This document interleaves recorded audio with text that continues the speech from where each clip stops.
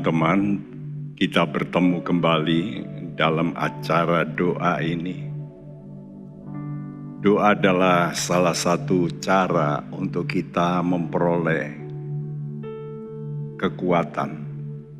Kekuatan untuk apa? Untuk mengiring Yesus. Mengiring Yesus artinya merindukan, menjadi serupa dengan Yesus. Dan kalau kita ingin serupa dengan Yesus, mau tidak mau, kita harus belajar untuk sabar, mengasihi, bersukacita seperti Yesus. Dalam hal apa? Dalam hal waktu kita menderita karena kebenaran. Mari kita akan fokus kepada pengiringan kita kepada Yesus.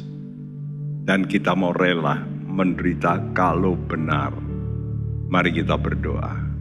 Bapa di sorga, kami bersyukur kami diberi hak menjadi anak-anak Allah.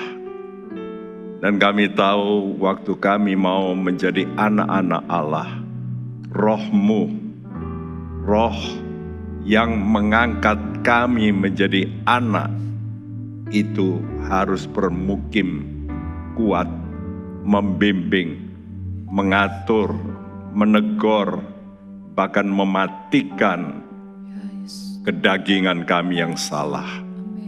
Terima kasih, kami mohon penyertaan-Mu ya Roh Kudus.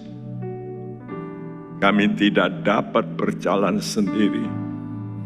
Bimbinglah kami, tuntunlah kami, supaya kami tidak menyimpang dari garis yang Kau sudah tetapkan. Terima kasih, ini hati kami Tuhan. Arahkan hati kami, lembutkan hati kami, bentuk hati kami, dan bimbing terus sampai Maranatha Engkau datang berjumpa dengan kami. Amin.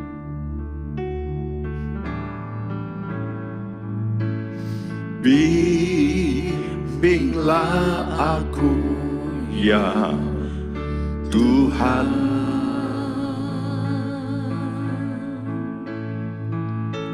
di sepanjang jalan hidupku.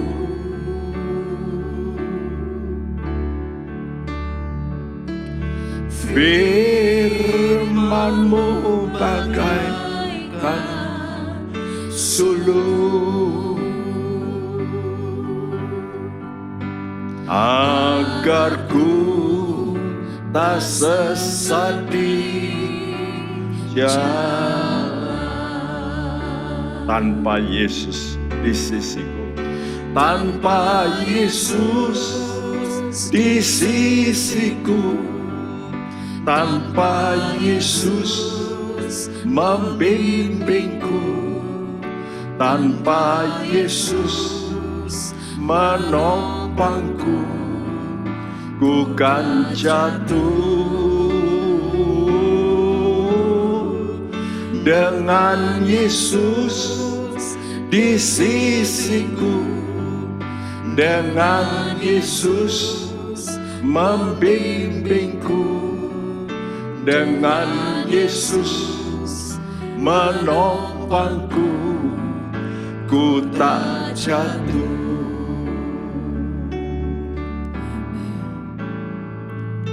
Bimbinglah aku ya Tuhan. Mari teman-teman, rindukan bimbingannya. Di sepanjang jalan hidupku, Relakan hidup kita firman-Mu oleh hati yang lembut, oleh hati yang rendah, agar kita tidak sesat. di jalan. Oh, tanpa Yesus, tanpa Yesus di sisiku. Amin Tuhan. Tanpa Yesus membimbingku. Tanpa Yesus menopangku, ku kan jatuh. Dengan Yesus di sisiku, dengan Yesus membimbingku, dengan Yesus menopangku, ku tak jatuh. Bimbinglah aku, bimbinglah aku, ya Tuhan.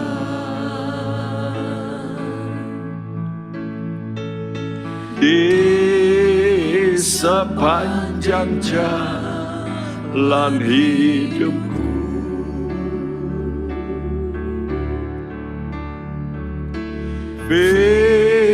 firman-Mu bagaikan suluh, agar ku tak sesat di jalan. Dengan Yesus di sisiku, dengan Yesus di sisiku, dengan Yesus membimbingku, dengan Yesus menopangku, ku tak jatuh.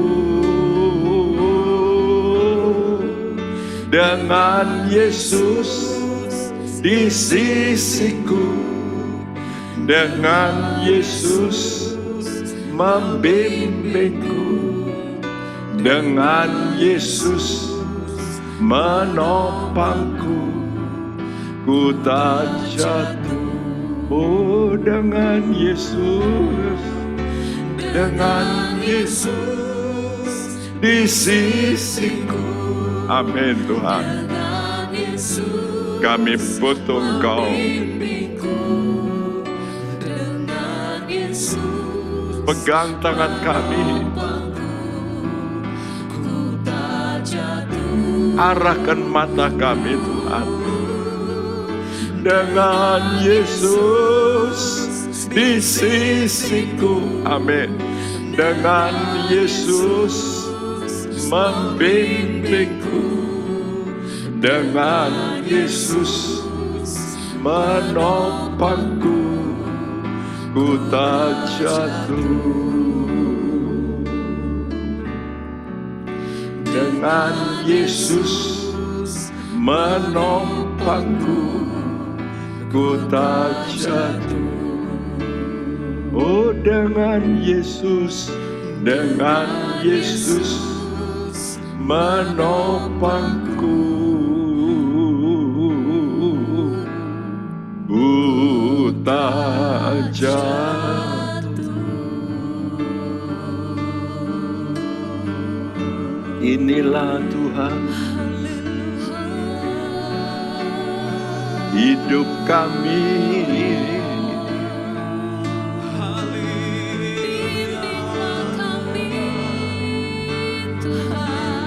pegang tangan kami Tuhan,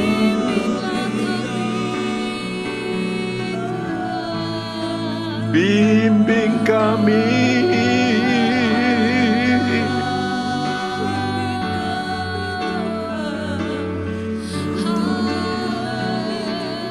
ini hati kami Tuhan.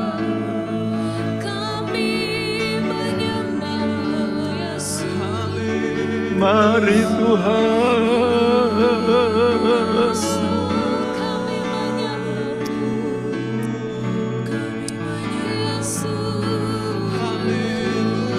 hadir dengan roh kemuliaan-Mu.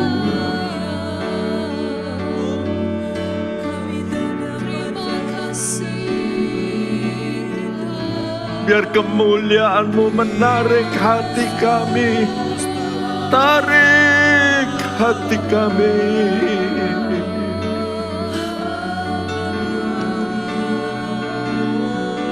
Oh,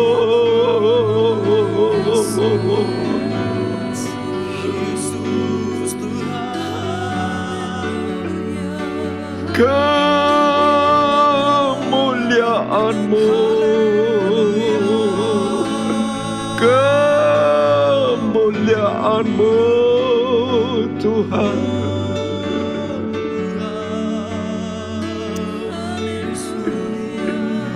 Nyatakan di tengah kami roh kemuliaan.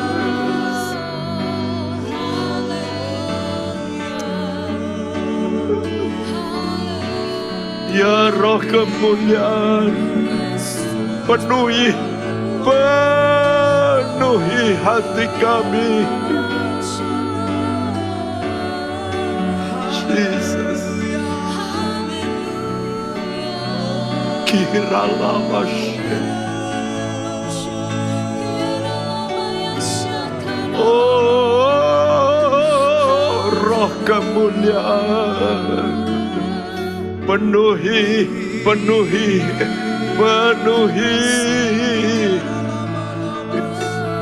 Jesus.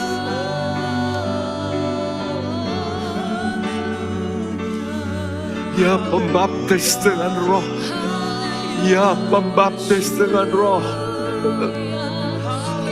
tenggelamkan kami lebih lagi.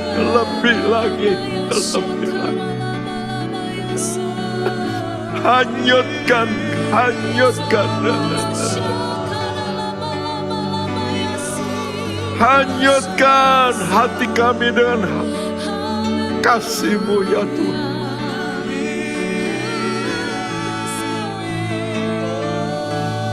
Haleluya.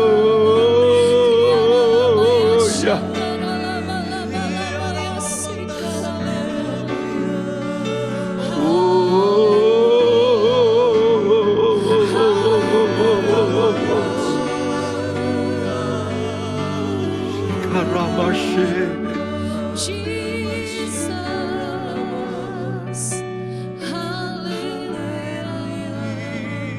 Ajar mata rohani kami memandang pada-Mu ya Yesus, yang sudah bangkit dan mulia. Biar mata kami menatap kepada Engkau yang ada di sorga yang mulia. Terima kasih Bapak.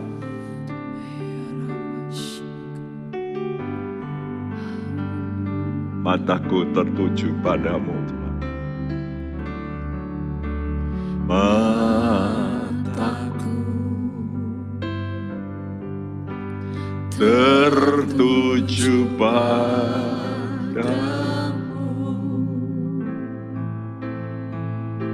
segenap hidupku ku serahkan padamu.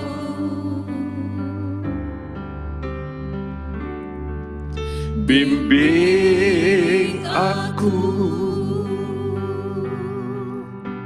masuk rencana-Mu, untuk membesarkan kerajaan-Mu.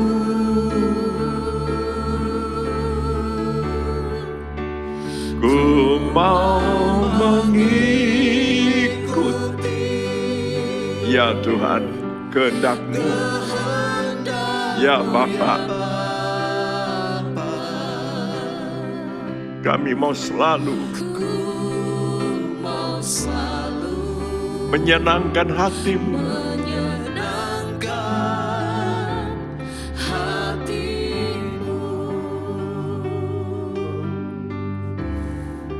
Mataku Tuhan, mataku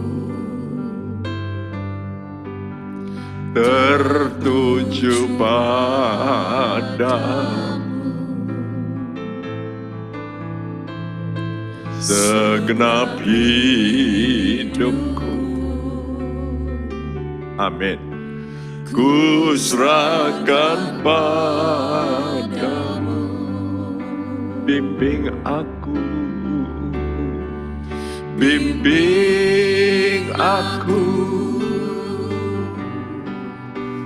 masuk rencana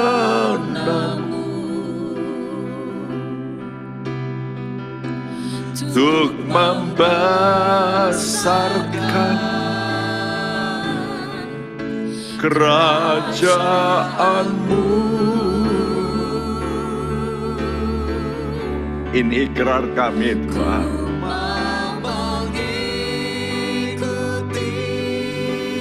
Ini ikrar kami, Tuhan. Amin, amin, Tuhan. Ku mau selalu menyenangkan hati-Mu. Ku mau mengikuti, ku mau mengikuti. Yes, Lord Jesus.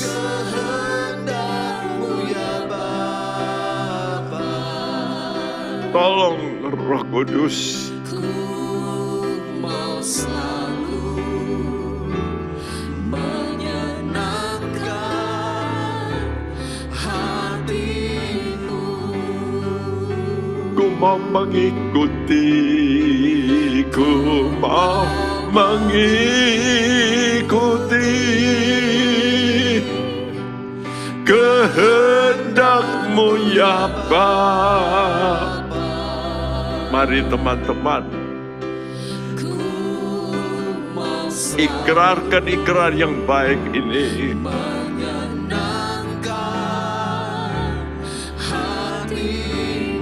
Katakan dengan imanmu, kami mau ikut Engkau. Ku mau mengikuti. Yes, Lord. Tolong kepada kami. Amin, amin. Ku mau selalu menyenangkan hati-Mu.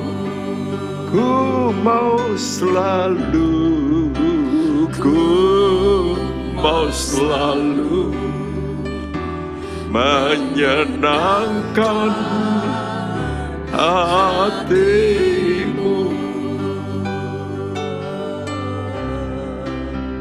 Ku mau selalu, yes Tuhan,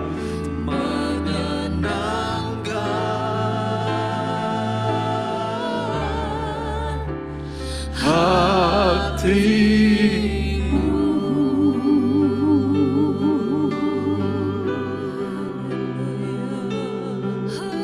Haleluya.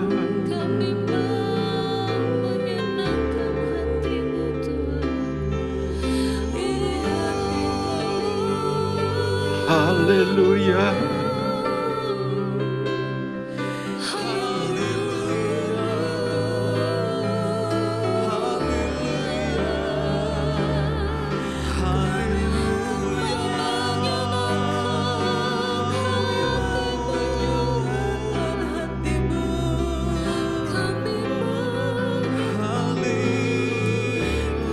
Bantu Roh Kudus, bantu kami Roh Kudus.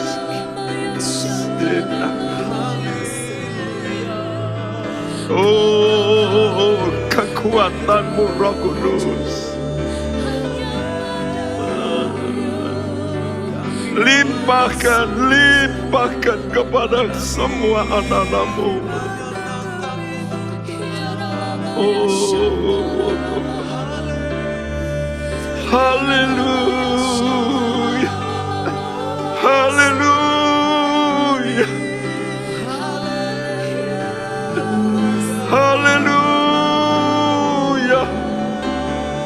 Ya Parakletos, pendamping kami, hadir, hadir.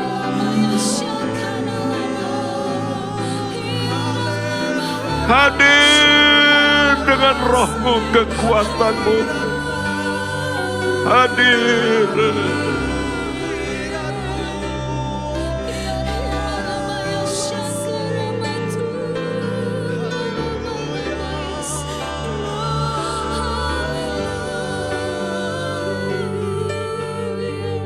Hadir, hadir, hadir. Yes Lord, yes Lord, yes Lord. Yes Tuhan. Move, move. Bergerak Roh Kudus. Yes. Penuhi, penuhi. Kira sone kira sanaka. Bato de kira se. Mara sone kira se. Kekuatan supranatural. Yes.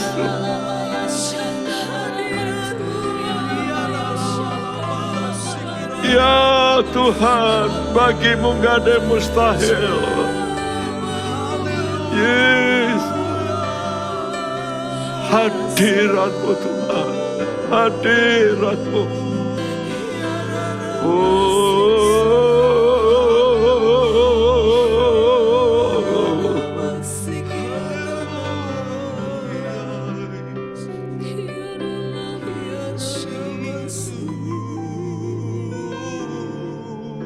Biar urapan-Mu nyata dalam hidup kami. Sementara kami di dunia ini menunggu hari yang mulia, kami tahu kami harus sabar, bertahan. Ya Tuhan kami, Yesus, tolonglah kepada kami, supaya kami cakap mengikuti jalan-Mu. Berfirmanlah Tuhan, dan kami siap mendengar. Dalam nama-Mu Tuhan Yesus, kami panjatkan doa kami. Haleluya. Amin. Teman-teman semua, kita sebagai pengikut Yesus harus tahu dengan pasti bahwa untuk hidup di dunia ini kita sedang dikerumuni oleh si jahat dan juga orang-orang yang kena pengaruh si jahat. Itulah resiko hidup di dunia. Karena Tuhan berkata bahwa dunia ini berada dalam kuasa si jahat. 1 Yohanes 5 ayat 19 menyatakan itu. Kenapa orang percaya ini menderita? Ya karena kita harus bertahan dalam kebenaran Tuhan. Dan itu butuh iman. Karena itu surat Petrus dalam 1 Petrus 3 ayat 14-17 itu mengajar kepada kita bahwa kita harus rela menderita karena kebenaran. Tolong dibacakan. Tetapi sekalipun kamu harus menderita juga karena kebenaran, kamu akan berbahagia. Sebab itu janganlah kamu takuti apa yang mereka takuti, dan janganlah gentar. Tetapi kuduskanlah Kristus di dalam hatimu sebagai Tuhan. Dan siap sedialah pada segala waktu untuk memberi pertanggungan jawab kepada tiap-tiap orang yang meminta pertanggungan jawab dari kamu tentang pengharapan yang ada padamu. Tetapi haruslah dengan lemah, lembut, dan hormat, dan dengan hati nurani yang murni, supaya mereka yang memfitnah kamu karena hidupmu yang saleh dalam Kristus menjadi malu karena fitnahan mereka itu. Sebab lebih baik menderita karena berbuat baik, jika hal itu dikehendaki Allah, daripada menderita karena berbuat jahat. Ya, Petrus adalah seorang yang punya pengalaman yang luar biasa bagaimana dia menderita karena kebenaran. Dulunya dia begitu merasa bangga menjadi murid yang kagumi oleh Tuhan karena spontanitasnya. Namun ternyata dia gagal. Dan waktu dia sudah penuh Roh Kudus, baru dia mengerti mengikut Tuhan berarti harus belajar untuk menderita karena kebenaran. Ayat ini berkata, ya, sekalipun kamu harus menderita juga karena kebenaran, kamu akan bahagia. Ini sesuatu yang kontradiksi. Tapi inilah fakta, kalau kita mengikut Tuhan, maka ada satu kekuatan di dalam kita yang punya harapan, karena punya pengharapan. Karena itu di sini katakan, alinea yang hijau, ya, supaya kamu kalau ada orang bertanya, meminta pertanggungjawab, ya, dari kamu tentang pengharapan. Kenapa kamu kok mau bertahan begitu? Kenapa kamu mau menderita? Kamu kan dilecehkan, dibully, dipermalukan. Kenapa kamu mau? Nah, saudaraku, kita mesti bisa memberikan jawaban akan pengharapan kita itu. Tapi ada satu perkara yang penting, yaitu hal takut. Memang orang itu diintimidasi oleh iblis dengan modus ketakutan. Karena itu ayat ini berkata, sebab itu janganlah kamu takuti apa yang mereka takuti. Nah, tapi kuduskanlah Kristus sebagai Tuhan. Jadi kita mesti takut pada Tuhan lebih daripada takut pada yang lain. Karena itu, saudaraku, penderitaan karena kebenaran ini merupakan ujian iman. Siapa yang lebih kita takuti? Ya. Dan hal ini tentu berkaitan dengan yaitu orientasi seseorang kepada tujuan hidup. Apakah tujuan hidup ini hanya hidup jasmania atau hidup rohania? Hal rohani itu yang kekal, yang tidak kelihatan, yang dijanjikan Tuhan. Tapi itulah harapan yang harus kita raih. Karena itu dalam Injil Matius 10 ayat 28 dikatakan, dan janganlah kamu takut kepada mereka yang dapat membunuh tubuh, tetapi yang tidak berkuasa membunuh jiwa. Takutlah terutama kepada Dia yang berkuasa membinasakan baik jiwa maupun tubuh di dalam neraka. Ya, ini satu pilihan, sorga atau neraka. Wow, ini yang harus kita pikirkan. Dunia ini di mana kita ditempatkan merupakan medan ujian. Ya. Dan ayat ini waktu saya baca, ini dipetik dari Yesaya 8 ayat 11 sampai 15 yang dikatakan oleh Tuhan kepada Yesaya di tengah-tengah saat itu juga, ya, keruntuhan secara rohania dari umat Tuhan. Nah, mari kita mau dengarkan apa yang dituliskan oleh Yesaya 8 ayat 11 sampai 15. Sebab beginilah firman Tuhan kepadaku, ketika tangannya menguasai aku, dan ketika Ia memperingatkan aku, supaya jangan mengikuti tingkah laku bangsa ini.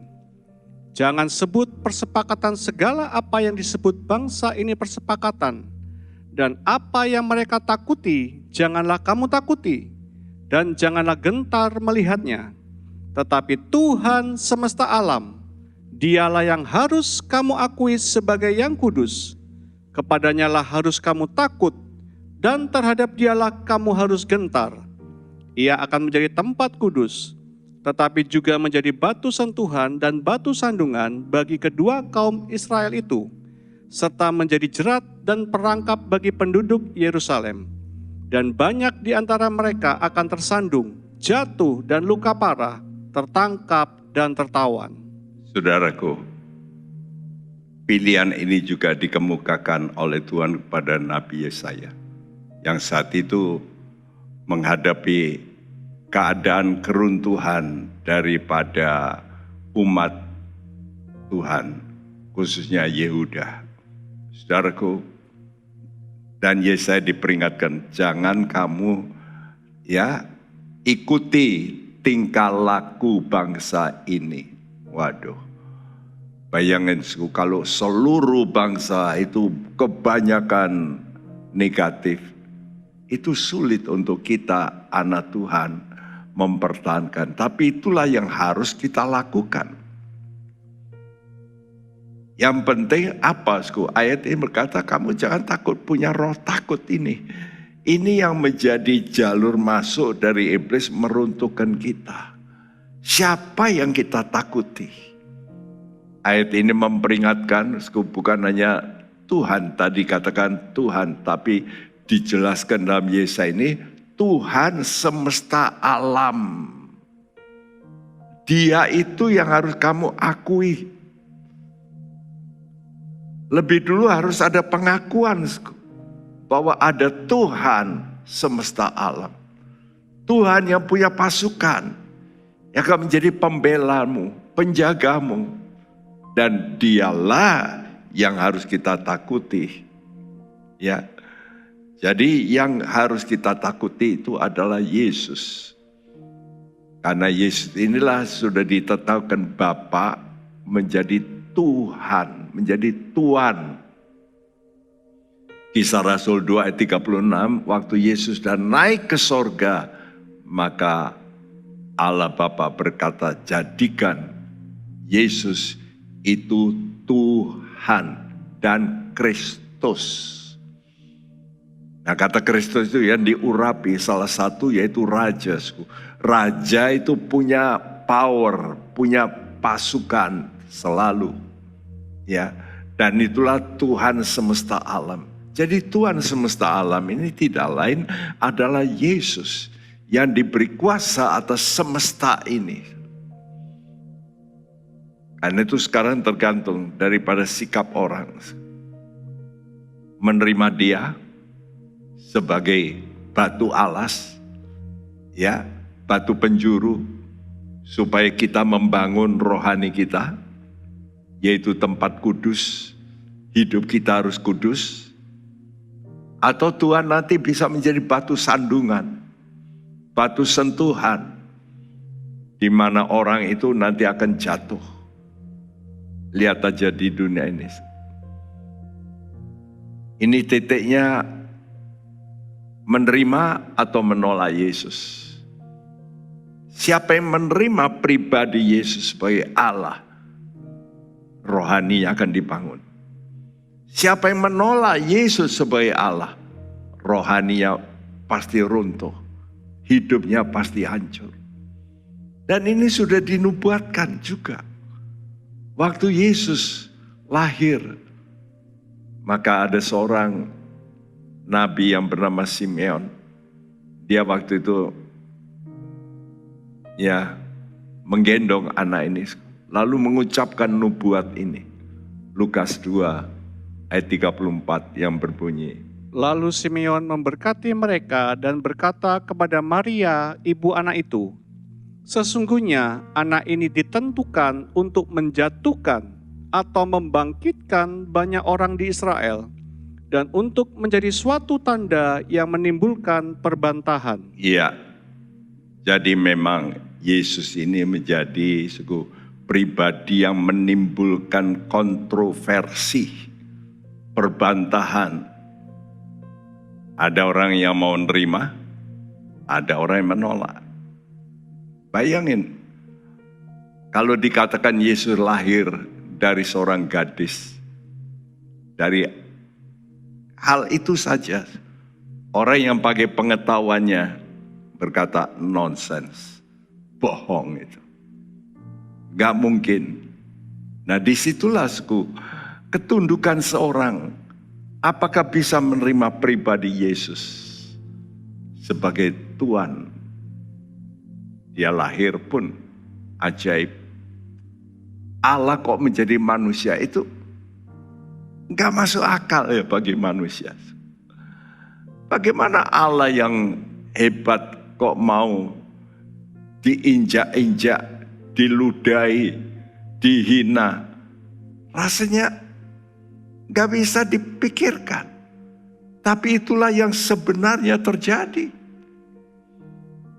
Karena Yesus mau membangun orang-orang yang mengikut Dia dengan dasar satu kasih.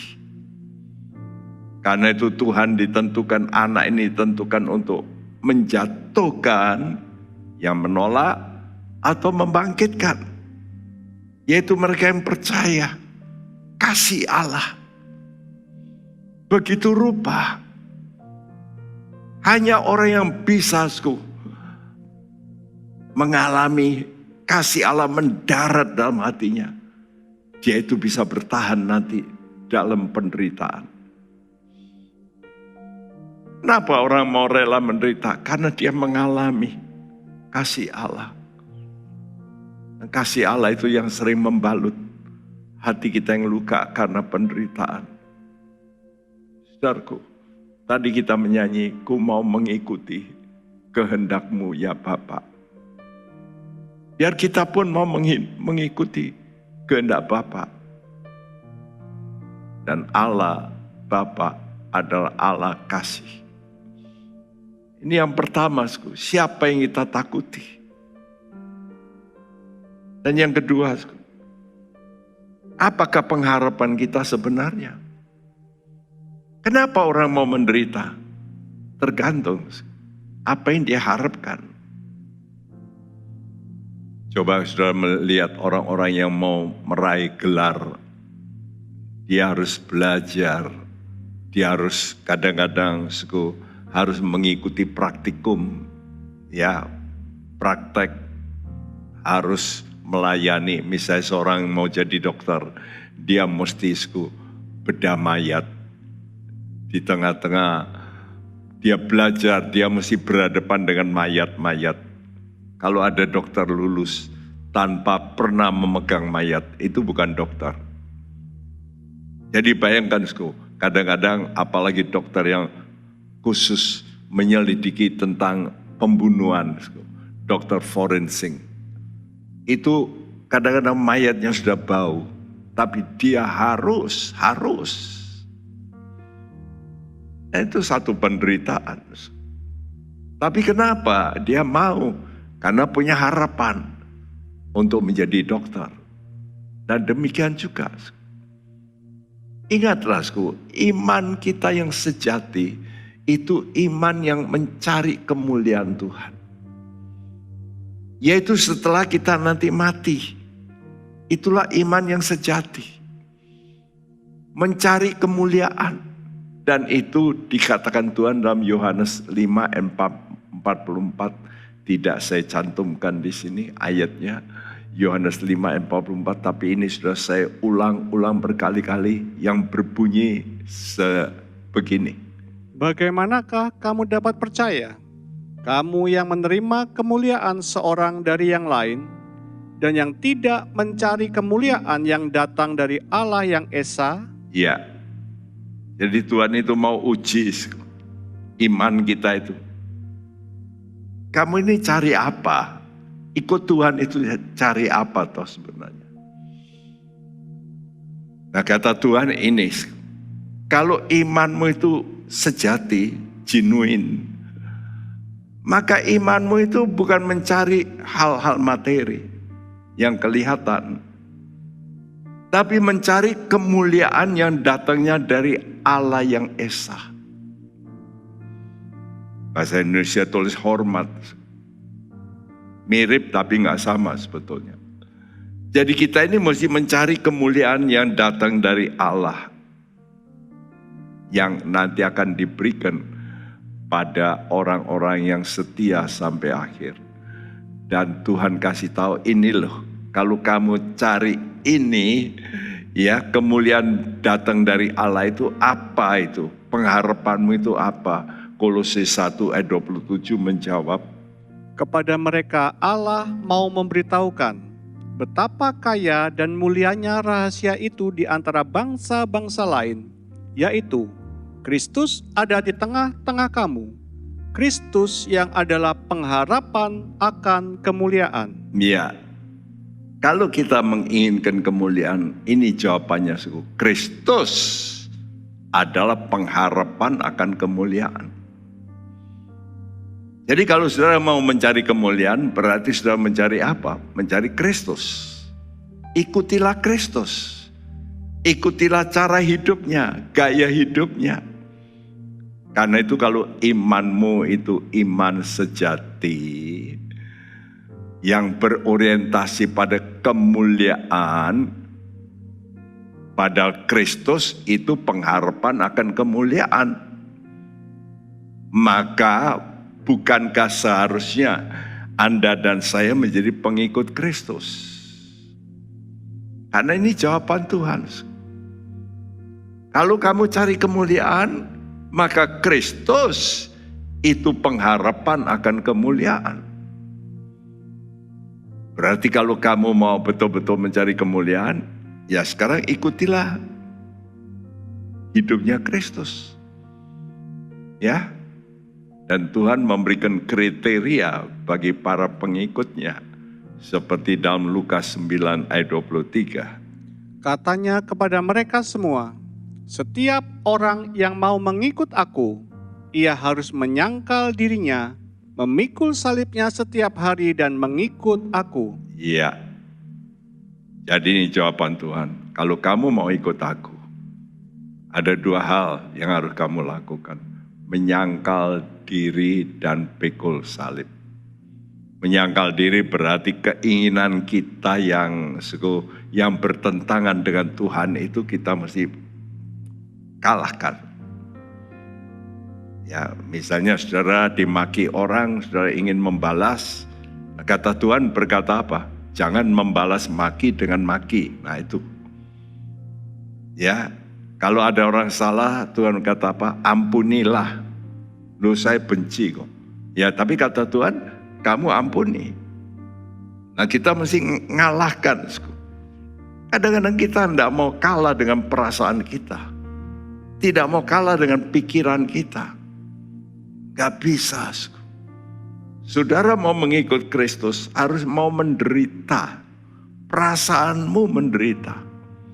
Engkau kadang-kadang kata, aduh, kok tidak cocok sama pikiranku, tidak masuk akal. Nah itulah. Tapi oleh karena Tuhan yang menyuruh, engkau mesti tunduk. Ya.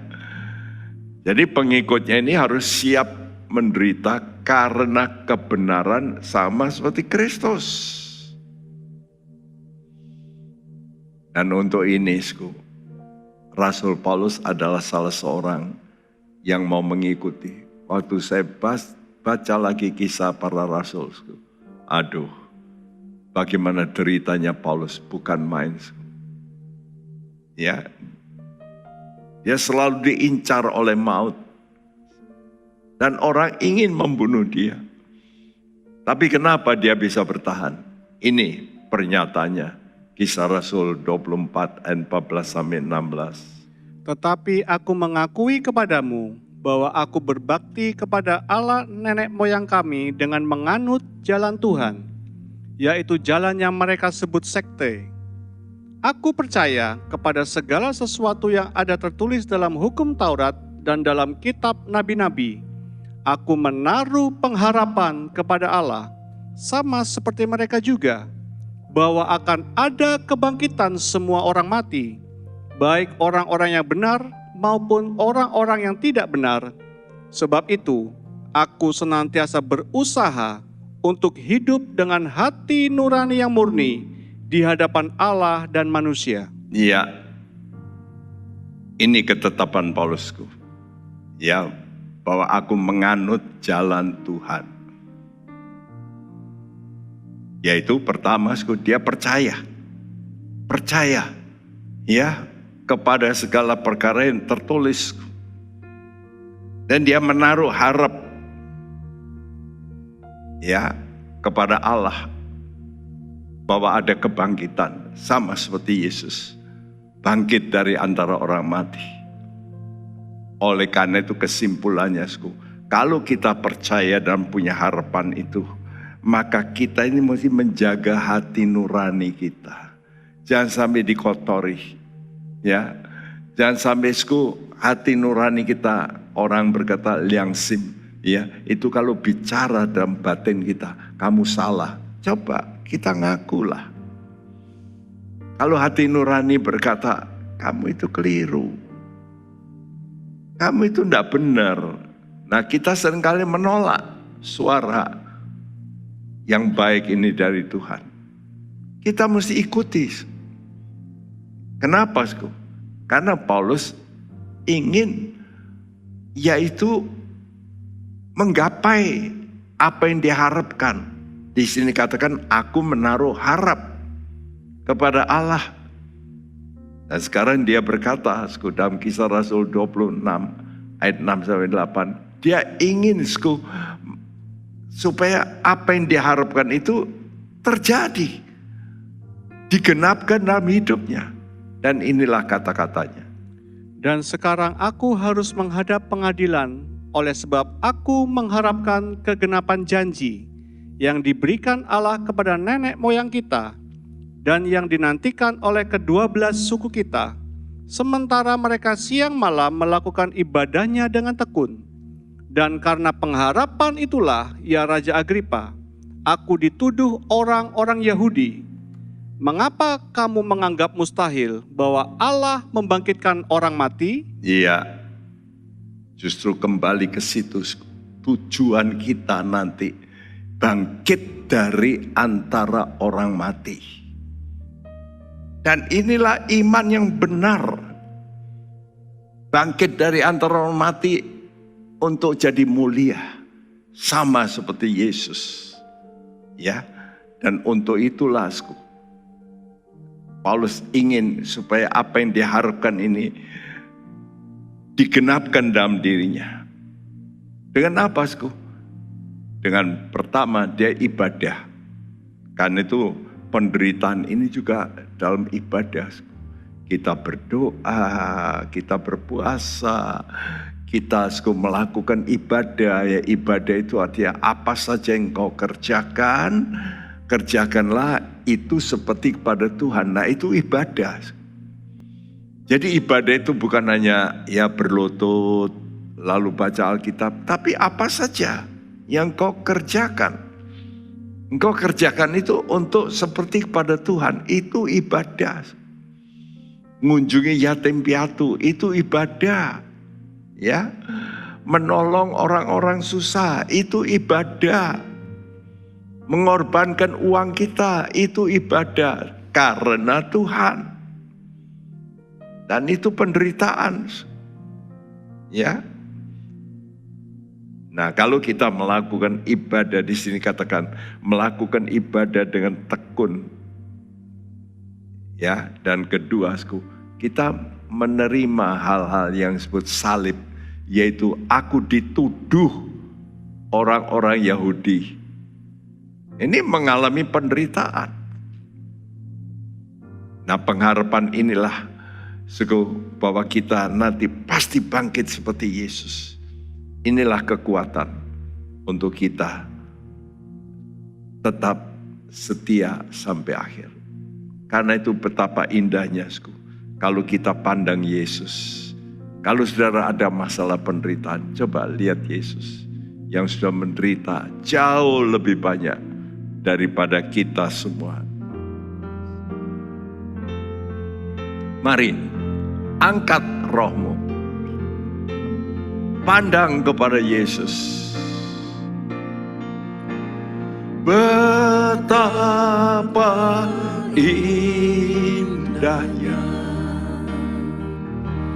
ku pandang Yesus. Amin. Meski pencobaan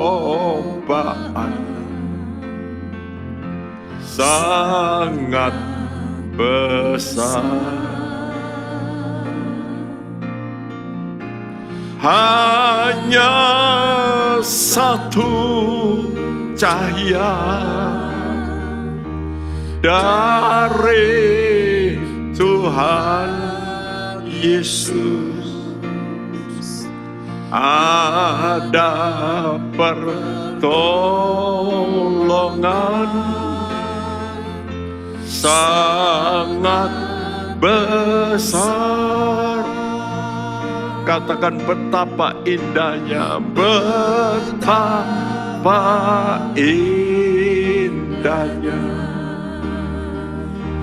ku pandang Yesus. Amin Tuhan. Meski pencobaan sangat besar, hanya satu cahaya dari Tuhan Yesus. Ada pertolongan sangat besar. Katakan betapa indahnya, oh betapa indahnya ku pandang Yesus. Ya Yesus, meski pencobaan sangat besar, hanya satu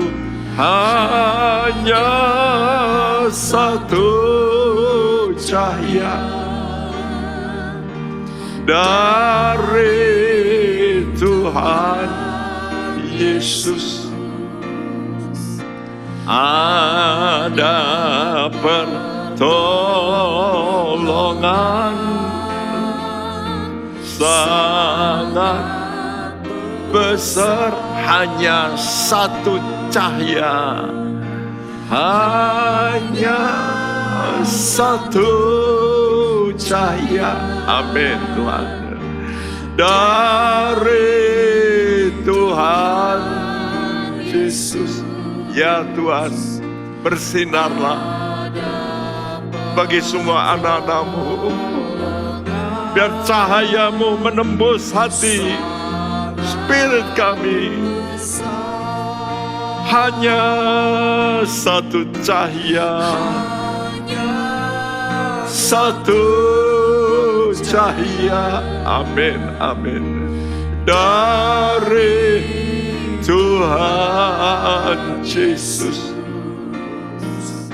ada pertolongan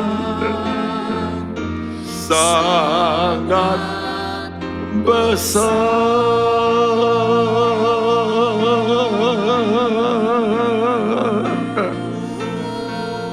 Bercahaya Tuhan, sinari kami.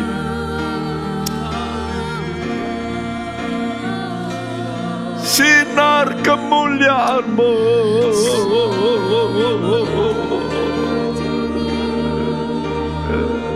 sinar kemuliaan-Mu Tuhan. Tembusi hati-hati kami. Oh ya sedeke ramashe.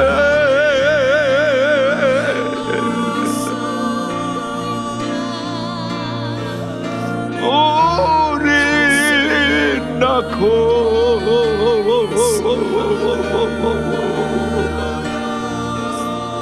sinakoratanako, oh yasana karamati, Jesus. Biar sinar kemuliaan-Mu, sinar kemuliaan-Mu. Haleluya, haleluya. Ya Yesus,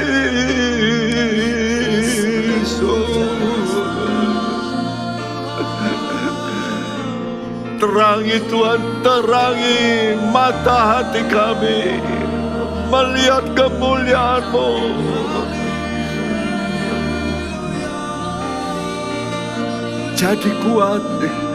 Jadi kuat teman-teman, jadi kuat. Pandang kemuliaannya. Oh, hari depan kita luar biasa. Tatap hari depan-Mu yang dahsyat. Jesus, kami puji nama-Mu. Glory.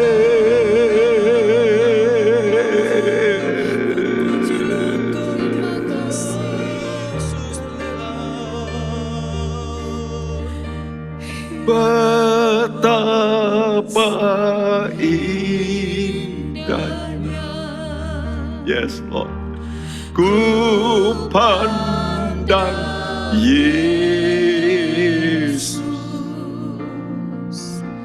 meski banyak cobaan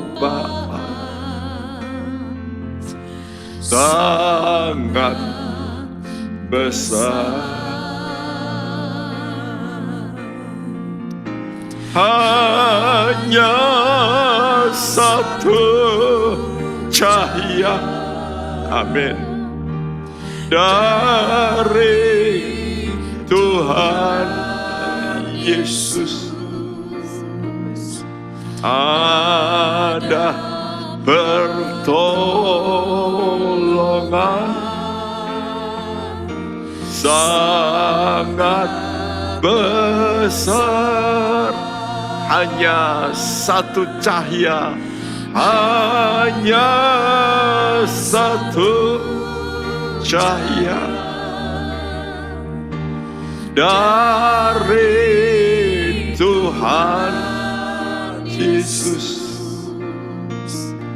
ada pertolongan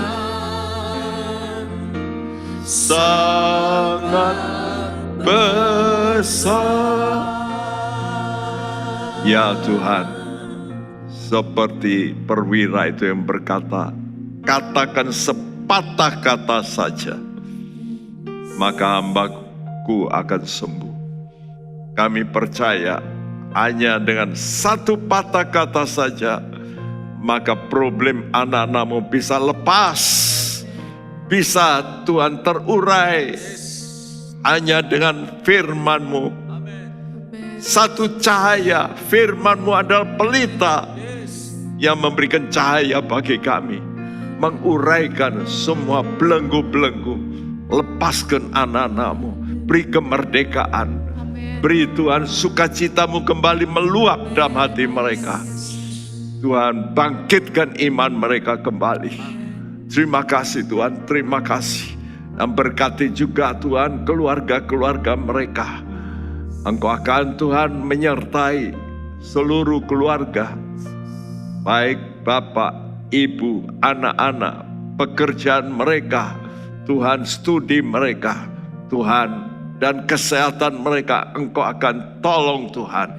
Biar cahaya-Mu akan memberikan Tuhan semuanya yang terbaik dari sorga. Terima kasih.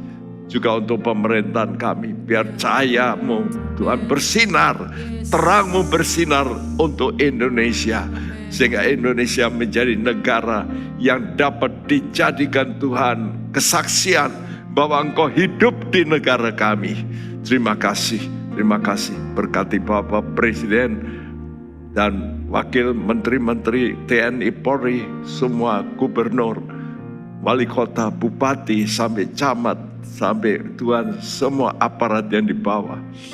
Berkati kami sekalian, dan kami akan menerima berkat-Mu. Kami tadakan tangan kami. Terimalah saudaraku berkat, anugerah sejahtera dari Allah Bapa kita, dari Tuhan kita Yesus Kristus, mulai saat ini sampai Maranatha Dia datang kembali. Dan siapa yang percaya berkata bersama, amin. Tuhan memberkati. Amin.